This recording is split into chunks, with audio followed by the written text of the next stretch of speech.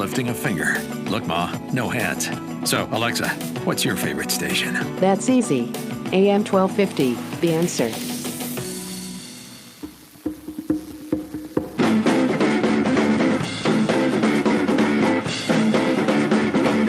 Jeffrey Epstein is still dead. At least as far as we know. That's probably a good thing. I mean, based on what that guy was known for, the planet is a better place with him not on it.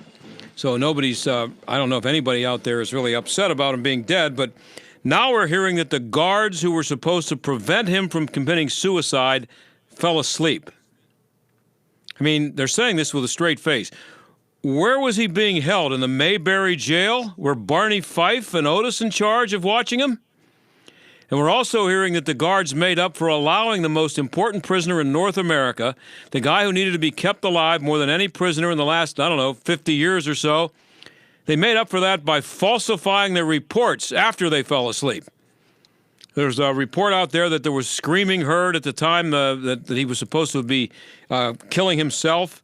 Anyway, the warden has been reassigned, and the guards, they've been put on administrative leave. Now, whatever that means, administrative leave.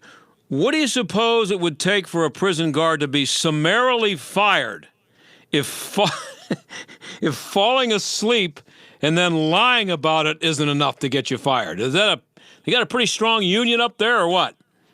They went several hours without checking on this guy. Makes you wonder if somebody, meandered by their station at one point, held out a $100 bill and said, boy, it would really be a shame if, you guys fell asleep and didn't check on this guy for, 3 or 4 hours because we wouldn't want him to commit suicide or maybe trip and fall and bump his head.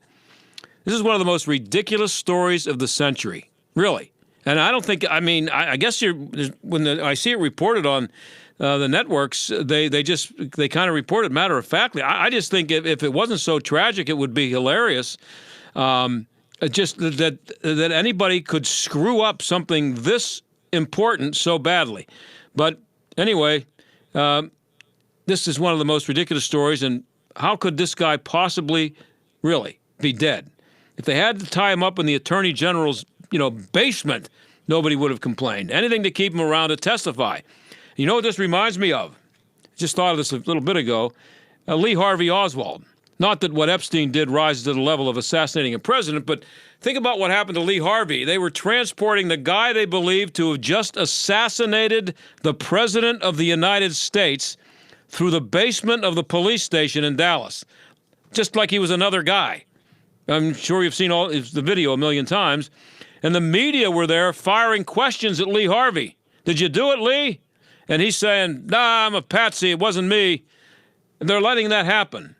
So then it's 56 years later, and we're still not sure if he's the only guy involved or if he was involved at all because he died 2 days after he was arrested, shot by a known gangster.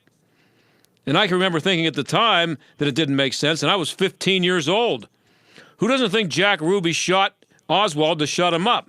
But with Epstein, we're not talking about an assassination, but we're talking about suspicions involving a former and current president, senators, governors.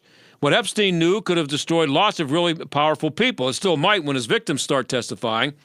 But just, pardon me if I'm not buying for a minute that this guy was allowed to commit suicide by accident. Too many people wanted this guy dead, and he gets treated like a guy they threw in the drunk tank on a Friday night? Sorry, not buying it. And I'm willing to go along with just about any conspiracy you can throw out there because I'll always find it more believable than it being Barney Fife's and Otis's fault. When we come back after the break, I'm going to replay a really interesting interview that I did a little while ago with a woman who had a lot of interesting things to say about Epstein and Bubba. Bubba would be, of course, Bill Clinton. Stick around.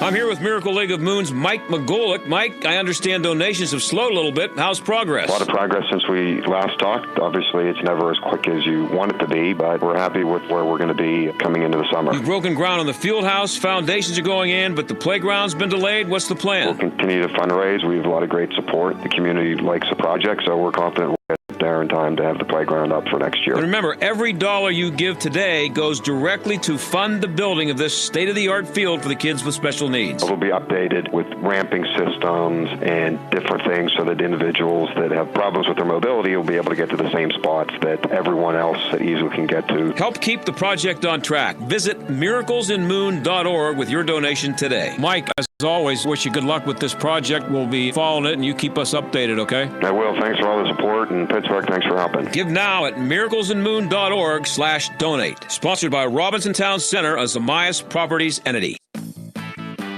Waldemere is your summer oasis. Beat the heat with Waterworld's incredible giant wave pool, 2 fun-filled water playgrounds, and body and tube slides for all ages. Or simply float around the endless river or unwind in one of the 2 heated relaxing pools. There's something for everyone. And Waldemere has thrill rides like the incredible Chaos, family rides to share, and Kittyland for your little ones. There's so much to do, you'll want to come back again and again. That makes a season pass your absolute best value. Don't have a season pass? Well, we've got a deal for you. Purchase a 2020 season pass in full, and starting this Sunday, August 18th, your 2020 pass will be honored for the remainder of the 2019 season. So you can ride, slide, and brave the waves as much as you like through Labor Day, plus be all set for next season. No better way to finish off this summer. Details at waldemere.com.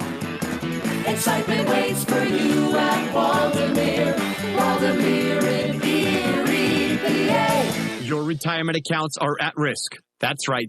Your entire retirement savings have never been more exposed. If you have retirement investments, there is an IRS loophole that can save your nest egg. Don't let government bail-ins and fiscal irresponsibility wipe out your savings. Text loophole to 49776 to get Advantage Gold's explosive report that bankers and Wall Street do not want you to see. Your wealth is threatened by political infighting, massive debt, stock market volatility, and experts predict that the U.S. dollar could lose its status as the global reserve currency. Learn all about the IRS loophole that can protect you from massive losses. This IRS loophole could be your last chance to secure your assets. Text loophole to 49776 right now. Don't risk losing your entire retirement. Text loophole to 49776. Your entire retirement savings have never been more exposed. Don't delay. Text loophole to 49776 now. Warning, listening to this program may expose you to toxic masculinity. The John Steigerwald Show on AM 1250. The Answer.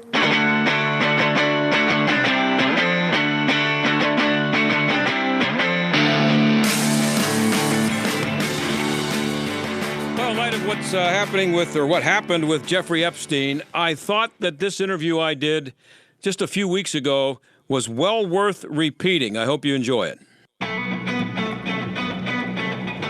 Well, Jeffrey Epstein is in the news. He was found semi-conscious on the floor of his cell. He's apparently going to be okay. He's going to survive, which will be good news to everybody who wants to hear him sing about the famous and powerful people that he's run around with over the years. The Daily Beast has a story with this headline: Jeffrey Epstein visited Clinton White House multiple times in early 90s. Suzi Parker is the co-author of the story, did much of the research on it. She joins us now. Thanks for being here, first of all. I have to get that in there. And how often did Jeffrey visit the Clintons, and why is it important? Well, it's still unclear how many times he visited the Clintons at the White House. But we definitely know that his connections to the Clintons go back before the early 2000s, before 1998, and definitely before 1995 when he attended a fundraiser for Bill Clinton in Palm Beach, Florida. So his connections go back to the Clintons at least to 1993. And he visited the White House and attended a dinner with his Madam Ghislaine Maxwell at that time at the White House. Yeah, I want to get to her in a minute, but Bill has said he has only been with Jeffrey 6 times. Bill's been known to, play with the truth a little bit, but does that depend on what the word "with" means, because apparently he's been with him more than 6 times. Yes, he's definitely been in the room with them more than 6 times. Yeah, but I mean, how many? What is it? What you guys found out that there was a lot going on there in the early '90s, and aren't they? Haven't they been trying to sell people on the idea that he almost paid no attention to him until after he got out of the White House? That's correct. That's correct. The Clintons have tried to downplay. When all of this broke, Bill Clinton tried to downplay his connections by saying it was the early 2000s. He was out of office. It was a lot to do with going to Africa, some work with the Clinton Foundation, and then it was uncovered by Snopes that he had actually attended that Palm Beach fundraiser where Epstein had been. But he actually knew him in 1993, this year that he got his first year in the White House. So, Clinton's first year in the White House. But why do you suppose, based on your research and everything, why do you suppose it's important to the Clintons to? I mean, everybody who's ever known this guy is running from him and saying, "Oh, we hardly knew each other." He had no friends apparently, but. Why is it so important, do you believe, that the Clintons want you to believe he didn't know him while he was president? What might have been happening, in the White House, or what are they afraid of here, do you think? Well, that's the big question, isn't it? Yeah. They're definitely, yes. Why didn't they just tell the truth from the beginning and say that, Epstein had actually had been a donor? I mean, my story reports that he was a donor to this White House historical foundation that helped refurbish the White House when the Clintons took the presidency. And so why they're running from him is the $1 million question. Well, one, it's typical Clinton, though. It's typical. I've covered the Clintons for about 30 years. And so it's typical for them not to tell the truth when the truth could be very innocent. Yeah. Oh, that's true. Yeah. But it's also, he's also not an amateur, though, Susie. I mean, he knows that, especially correct. now, and of course, as everybody knows, the media are a lot different and a lot more, there's a lot more media people out there now than there were 25, 30 years ago. Exactly. How does he think he's going to get away with saying that he didn't know this guy? You're the one who did the research on this story. You found documents that prove that he was hanging with this guy, right? Exactly. Yes, I did find documents. I mean, he's on the White House guest list for this as a donor for this White House Historical Association dinner that happened in September 1993. Yeah, and was Epstein a major donor to the Clintons? Well, for that event, he refurbishing. He donated $10,000. Is that a lot? It was kind of the going sum for donors to donate. There was quite a few $10,000 donors for that. It was kind of like that was a baseline for this the White House Historical Association. Many people donated just $10,000. Now the Clintons' spokesperson told the Daily Beast that it's, quote, irresponsible for you to suggest that Bill knew anything about what Epstein was up to all these years. You buying that? I never buy anything anybody connected to the Clintons say 100%. I've covered them for too many years. Yeah. So, yes, he may not have known. I will give Bill Clinton that. He may not have all the sexual shenanigans that he was doing around the world. He definitely knew Jeffrey Epstein. No, but I mean, definitely knew him. So you're saying that you believe that Bill knew that Jeffrey Epstein was grabbing underage girls, and do I think that Clinton knew that? Yeah. I can't say 100% that he would know that. Yeah, but you can go back and look at the Monica Lewinsky scandal, which I covered, and she was of age, but she wasn't exactly of Bill's age. Well, so she was a while. Yeah, and she was a victim and someone he took advantage of the same way that you might take advantage of someone who might not be legally of age. But we all know what that dynamic's all about. Exactly. And intern, president, come on. But so I don't know, Judy, or Susie, I'm sorry, I'm detecting a Southern accent there. Do you go all the way back to Arkansas with the Clintons by any chance? Yes, I'm based in Arkansas. I grew up with the Clintons. Yes, I grew up with Bill Clinton being Arkansas's governor. See, I detected that. I have literally been covering I was in high school in the 80s. Wow. Now, that I could talk to you for the next hour about that. Because about it. Yeah. So I'll ask you this then, because I read a book called Partners in Power. Are you familiar with that book? I do know that book. His name was Morris, I think. Roger Dick Morris? No, not Dick Morris. It was another Morris. He also wrote a book about Richard Nixon. He was not a conservative guy who was out to get the Clintons, but he wrote a tremendous book that I read. Oh, yes. Yeah, and he talked about all the things that were going on in Arkansas. And this is kind of off our subject today, but now that I have you here, I have to ask you, because some of the stuff that he talked about that was going on in Arkansas that I can remember saying to people after reading the book, and this was before Monica Lewinsky and everything. I read this book probably in 92, 93. I remember not being the least bit surprised by anything that I heard about Bill Clinton, accusations, rumors about what was going on in the White House because of what I had read in this book. And I'm wondering if you feel the same way based on what you knew about him in Arkansas and heard about him in Arkansas. If not knew about him, at least heard about him. Yes, no doubt. And that's when no doubt. Yes, there was all sorts of that, yes. And into the 90s. And a lot of that kind of network went on when Clinton became president into Washington. Mm-hmm. And we had the hot water scandal. I mean, how many scandals were connected to the Clintons. Yes.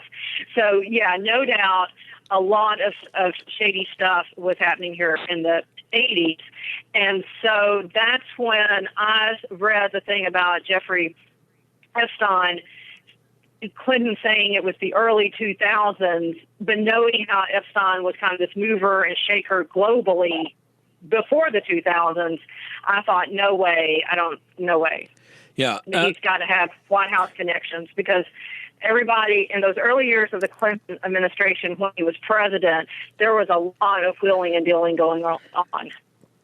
Yeah, and anybody who did what Bill did with an intern in the Oval Office, or anybody who would do what he did in the Oval Office, would anybody put it past him to be taking advantage of hanging around with a guy with Epstein, like Epstein? Why would anybody be surprised? No. Wouldn't you expect that of him?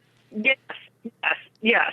You would definitely expect it, and you would definitely expect that their circles would have somehow intersected way before 2002 or 2000. Uh-huh. Now, let's get, I don't know how you pronounce her name. Is it Ghislaine Maxwell? Ghislaine.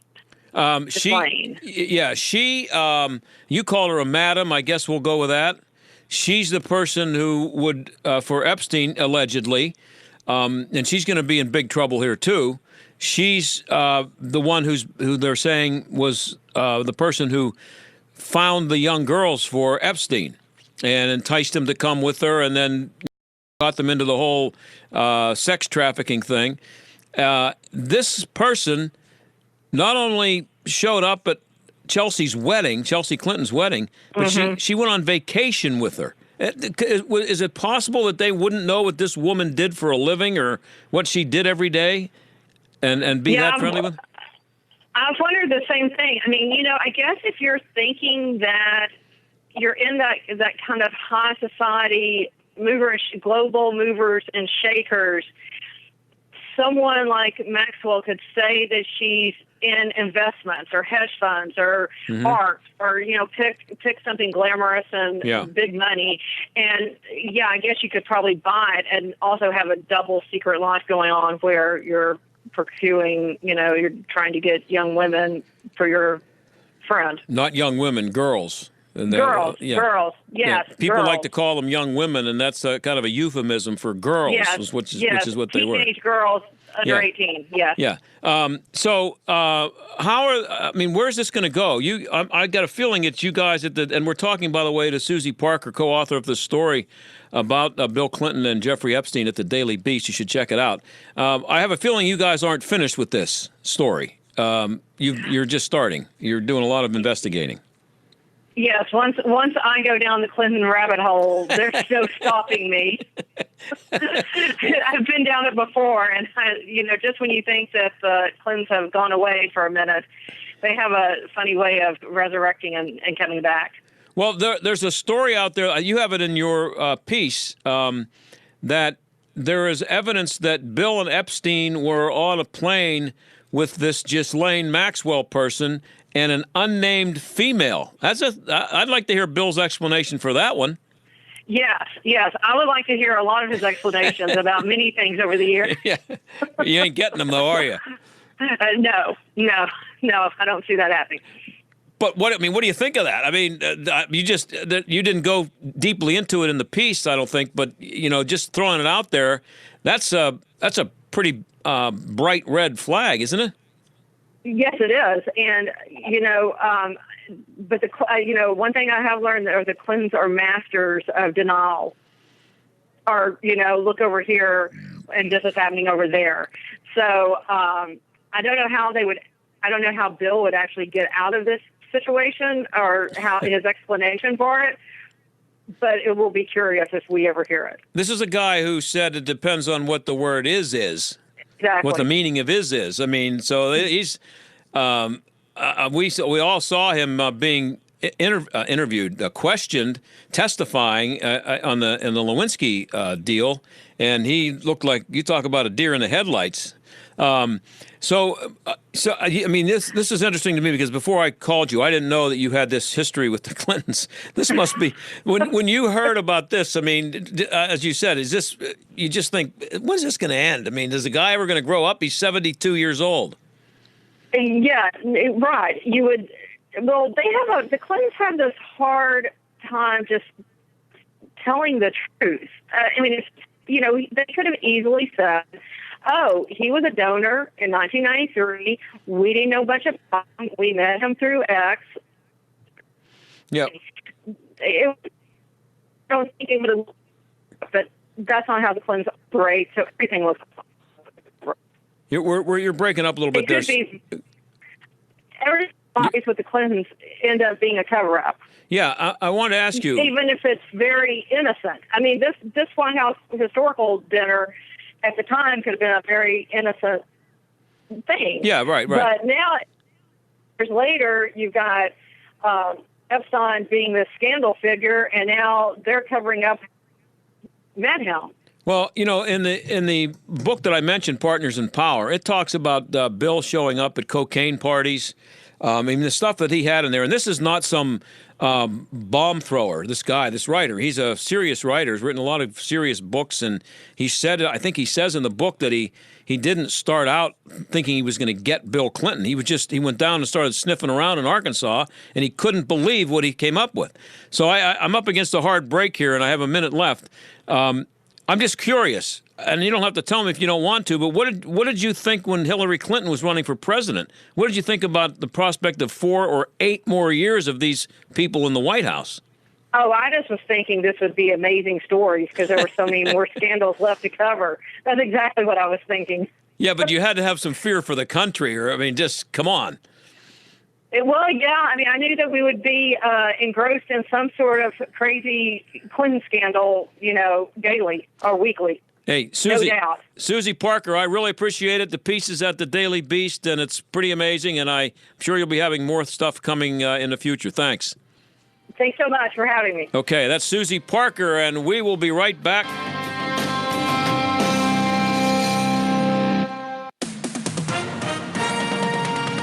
With SRN News, I'm Keith Peters in Washington. Stocks plummeted today after the bond market flashed a warning sign about a possible recession for the first time since 2007. The yield on the 10-year Treasury briefly dropped below the 2-year yield Wednesday, an ominous signal that has predicted past recessions.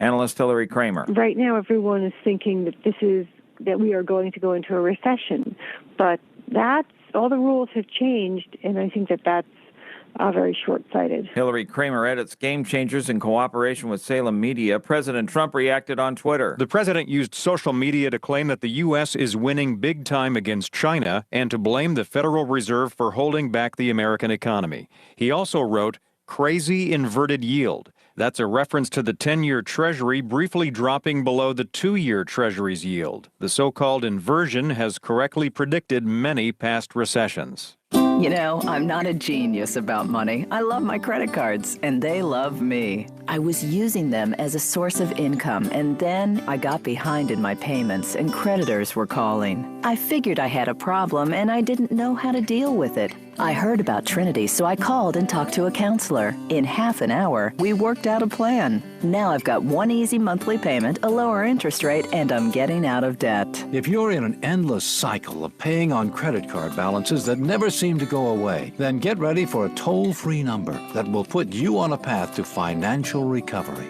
Trinity will consolidate your accounts, put a stop to late fees and over-limit charges, reduce your interest, and possibly improve your credit score. You'll save thousands. If your debt has you down, we should talk. Call 1-800-990-6976. That's 1-800-990-6976. Call 1-800-990-6976.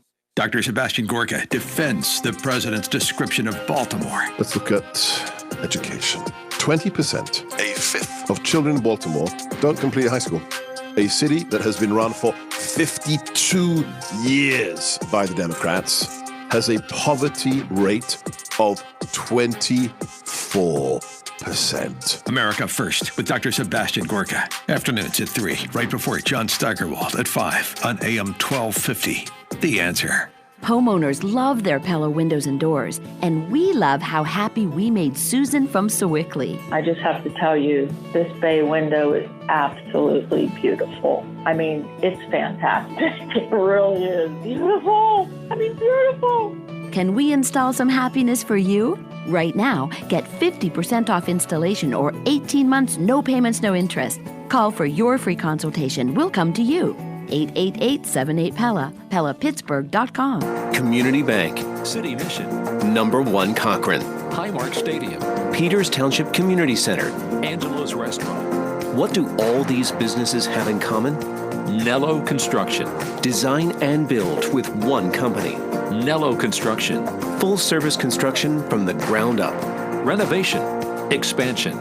Nello Construction. The choice for business. See the projects. Begin the journey at NelloConstruction.com. Are you worried that the next market downturn could rob you of your wealth and your security? Are you concerned that your lifetime may last longer than your life savings? You don't have to be. For over 30 years, Gary Hunt has advocated for strong retirement principles, helping families in Allegheny and Westmoreland generate more income while protecting their retirement funds. And Gary now offers retirement-minded savers and investors a free book so you can better understand what it takes to structure a more stable, secure, and confident retirement. Call Gary Hunt and request your copy of Income Allocation. 844-366-HUNT. That's 844-366-4868.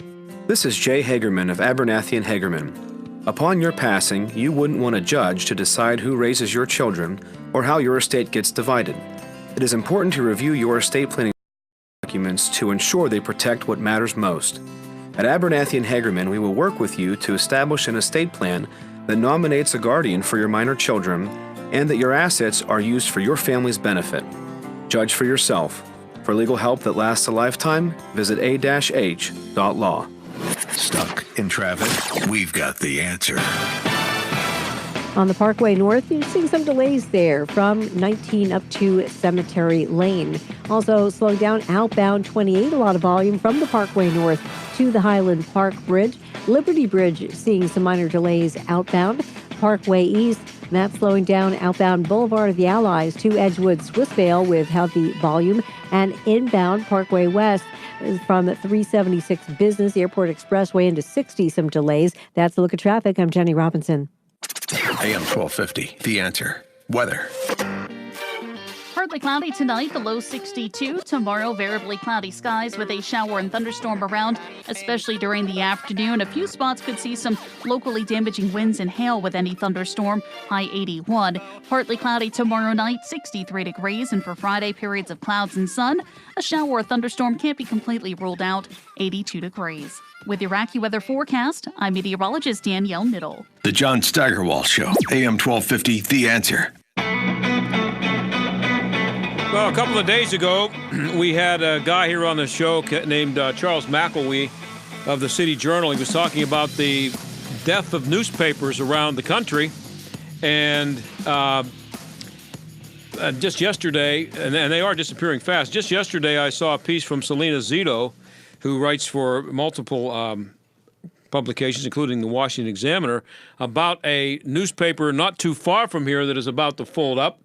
And I thought it would be a good idea to talk to her to kind of, as a follow-up to that story we talked about just a couple of days ago. And Selena joins us now. Selena, thanks for being here.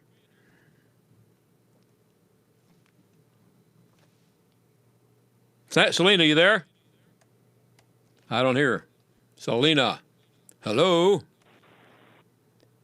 Selena. Hello? There you are. Yes. There you are. You're there. Here I knew you were there somewhere. How are you?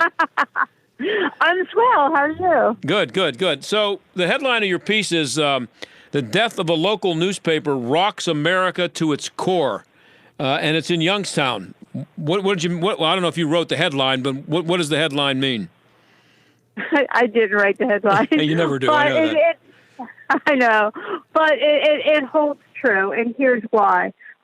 Local newspapers are the very center of a community.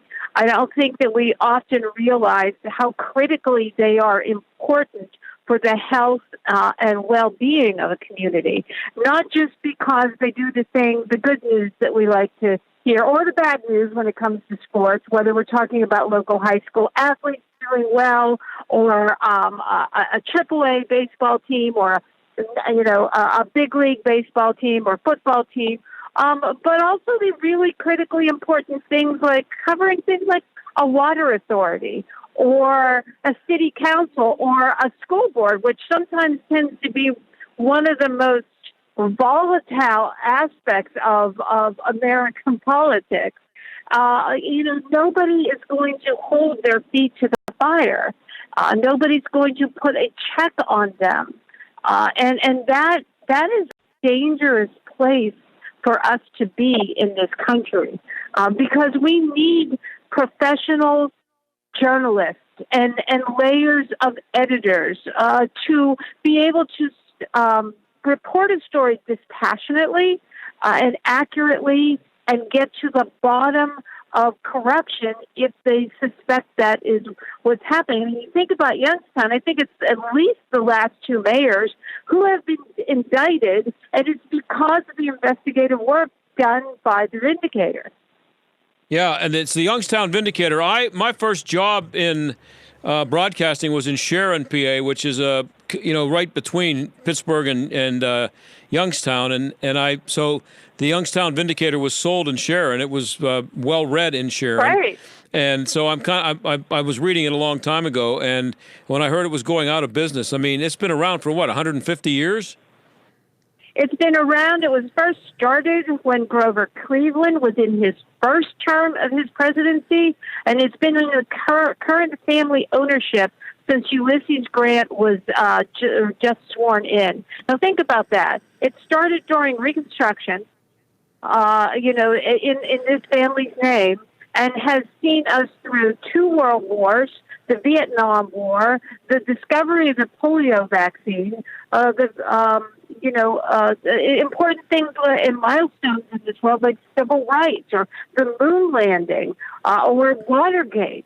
And there's always a parade of politicians that go through this Mahoning Valley because it's critically important into swaying Ohio in a presidential election.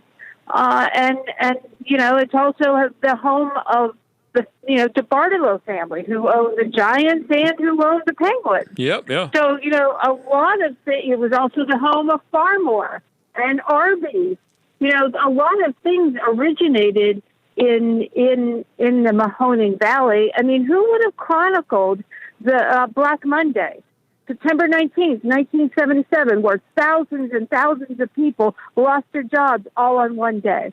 Yep, and I think Sharon Steele was part of that. That was a... Yep, it was. Sharon Steele was Sharon PA, and it's... I don't know how it's doing now, but it took a long time to recover from Sharon Steele disappearing. Half the people in town worked there. Yeah, absolutely. So, and, people from out of town still read these. People that had to move because of the Campbell Works closed, because Sharon Steele closed, because the whole Steel Valley collapsed. But this is their way to stay in touch with the community. And now within a few days, it's gone. Wow. And so, but why is it such a big deal in a town like Youngstown? I mean, specifically the stuff that you point out in your piece about what the Vindicator meant to that community up there. Well, it means everything. The athletic director of Youngstown City Schools, who's been working so hard to rebuild that school district and rebuild the football program. These kids live for opening that newspaper, and so do their parents and their family to see the box scores. Right. To see if their kid did well, not only on the field but also in the classroom and their achievements that they get. There's also things, even the enterprise stories, which showcase community events, or talk about the garden club or the Elks or whatever the community club is. Those highlights are gone.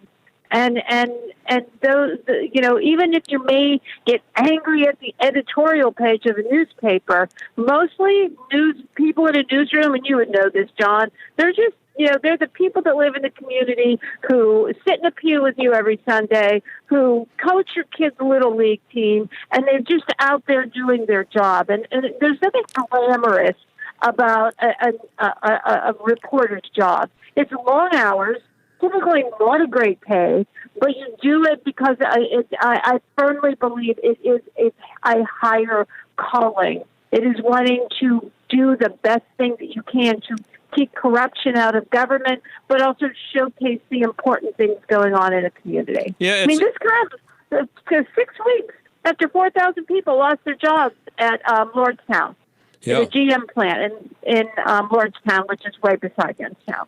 Yeah, and you mentioned the things like the water authority and the garden club and things that maybe most people just kind of skim over. They see the headline, but if you're not in the newspaper business, and maybe sometimes even if you are, you kind of look at a newspaper and think those things just kind of show up in there magically. The little two paragraph story that's really important to some organization to get those 2 paragraphs on page 3 because it means everything to them, and that all disappears now. That all disappears. When I was a kid, my grandfather worked for the Pittsburgh Press.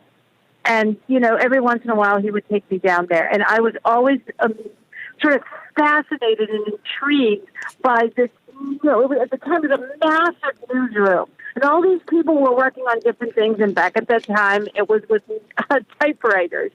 Yeah. But then he would take me down and show me the presses. And I thought it was so fascinating that all those people worked together for one. Even though they were all working on something different, but the common purpose was to put a paper together every night, so that it was on your front stoop every morning, and that continued to fascinate me as an adult when I worked for the Pittsburgh Tribune-Review. I'm blessed to still work for a print newspaper, the New York Post, but I fear that this is going away, and the structure is going away, and I don't know that there's any good answer for it. We're talking to Selena Zito, formerly of the Pittsburgh Trib, now with the New York Post, Washington Examiner. Where did I see this piece? PJ Media, is that where it was, or Daily Wire? What you were? I'm syndicated.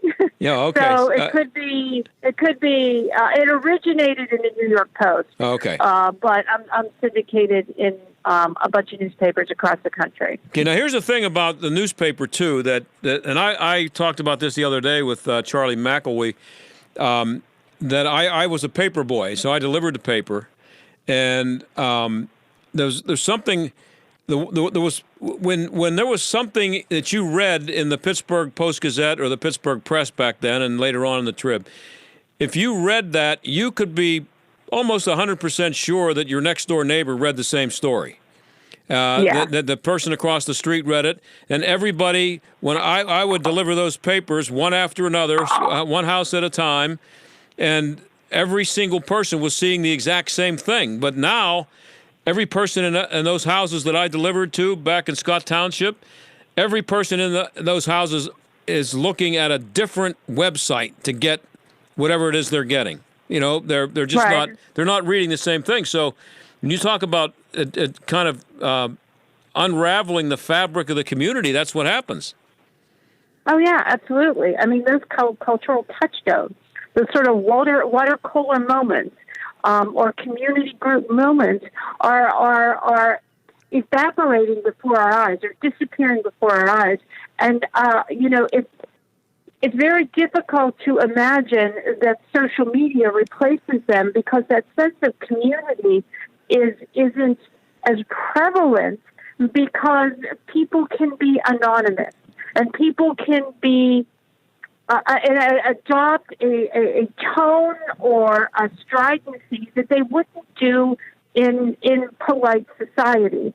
And so I'm not sure if it changes us or we've changed it, but we're in a really peculiar place right now. I'm actually working on a column for this Sunday about what if Twitter is real life, or what if Twitter became real life, which is an awful concept. Right. Because when you go on there, I haven't been on for 8 days. It's such a dumpster fire. You know, it's really disturbing. I just drove. I spent 3 weeks on the road driving across the country. I felt at least a little bit better when I interact with people, because I realize that it hasn't infected as of yet how we interact with each other on a daily basis, face to face. Well, and here's the other thing, Selena, and that is that back at a time before the internet and social media, that newspaper was read by everybody in the house. Now, maybe some kids read it, some kids read only the comics, but that newspaper sat in the living room or somewhere, and everybody saw it, at least saw the headlines. Everybody in the family had a chance to pick it up and read it. And so everybody in the family was reading the same thing. You go into a house now, in those same homes, again, where I deliver the newspaper, and in every room there's a different person reading something different and getting their news from a different source. And they may never communicate about what they were reading today.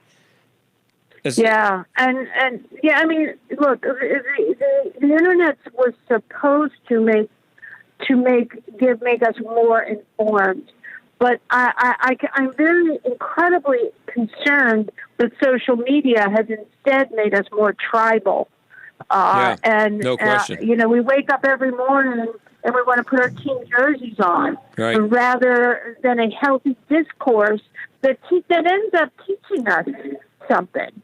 We're not learning new things. Right. We're just going to a safe place where we can have our viewpoints reinforced, and that's not healthy. I mean, it's kind of why our families left, England and Scotland and all of Eastern Europe, was because we wanted to have that freedom of expression, and I'm not sure we're appreciating that value set that our forefathers searched for. Now, I only have a couple minutes left, and I want to get to something else real quick here. Back in June, you wrote a piece about Joe Biden. I think the headline was "What Happens When Joe Stops Being Joe?" Is he still Joe out there on the road? Well,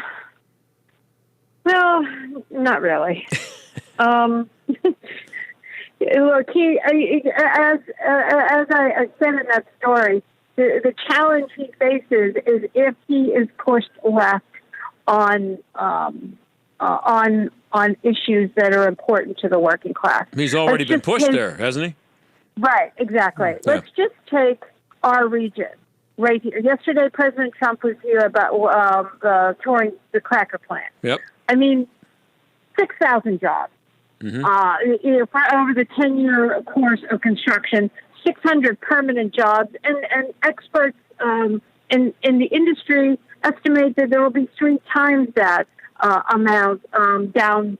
Trickle up effect of the business, and they think those are soft estimates that will probably be bigger. So those kinds of jobs are considered bad by Biden's new sort of look at how he views the energy industry. Fossil fuels are bad. And a sentence, and that's going to be a problem for him with union workers here.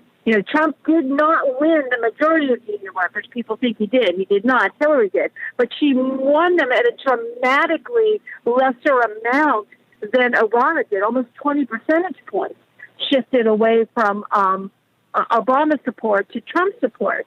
But these union voters are not going to vote against their pocketbook. They're not going to vote against the fact that they might be able to, send their kids to college, have a good house, live the American dream. That's not going to happen if we ban all fossil fuels. Yep, and that's where he is now. Well, hey, Selena, it's always good to have you on. We'll have you on again. And where's your next stop? You're on the road all the time. I just got back to Pittsburgh. I just did a 3-week, 6,000-mile drive across the country on the back roads. I just got back today. That's a lame excuse. Come on, get back out there. I am. I'm going to interview Secretary Pompeo in Washington on Monday, and then off to Erie on Tuesday. All right. Well, good luck and safe travels, and thanks for being here. Thanks so much for having me. Okay, that's Selena Zito. We'll be right back.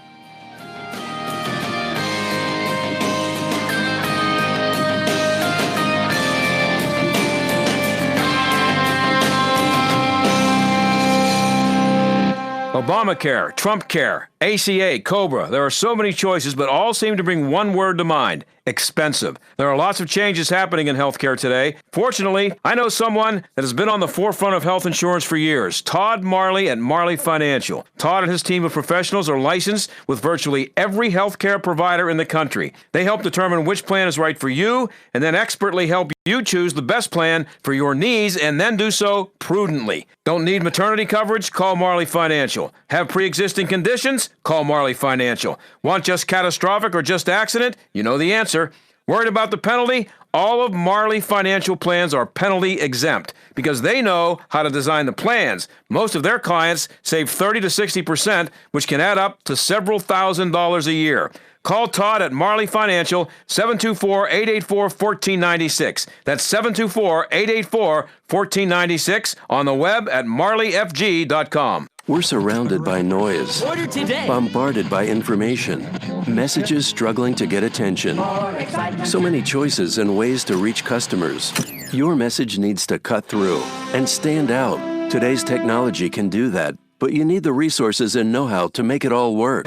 You need Salem Surround. With all the digital marketing tools available and necessary to compete in today's business world, you need to know how to use all the options efficiently. Our team at Salem Surround has the expertise to manage all your digital marketing under one roof. We know digital marketing and how to deliver customers so you can run your business. Get started with a free evaluation of your digital presence and some great ideas to increase your online visibility and revenue. For no limitations on how and where you can reach customers, there's Salem Surround, total market penetration for increased ROI.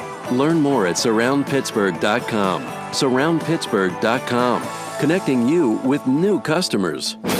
This is the John Steigerwald Show on AM 1250. The Answer.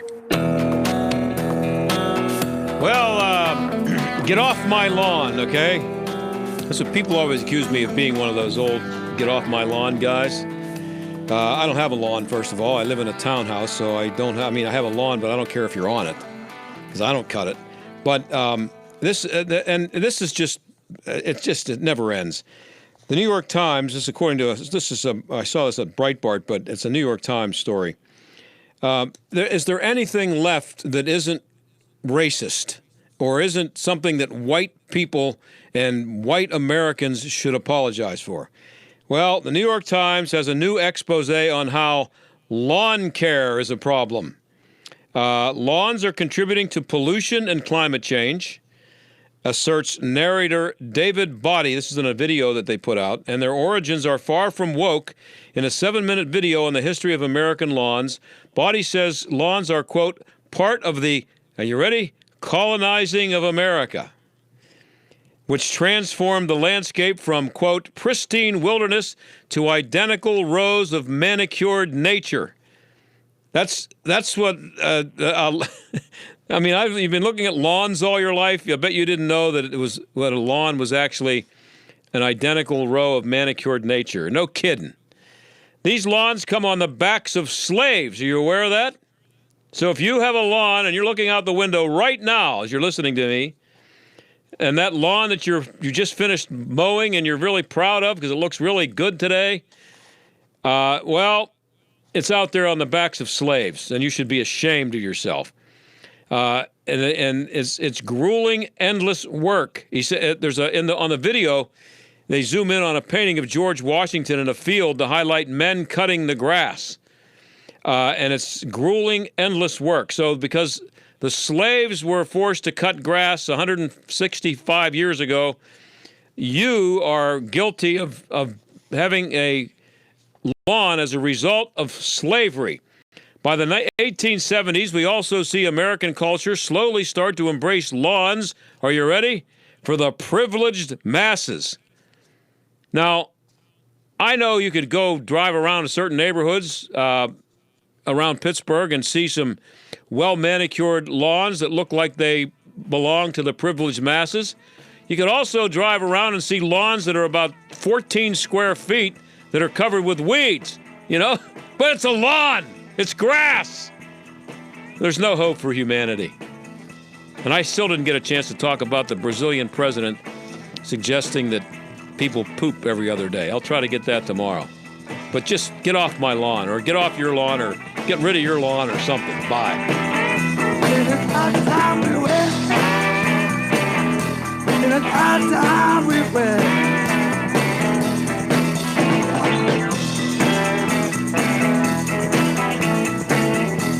The John Steigerwald Show is a production of AM 1250 The Answer and Salem Media Group.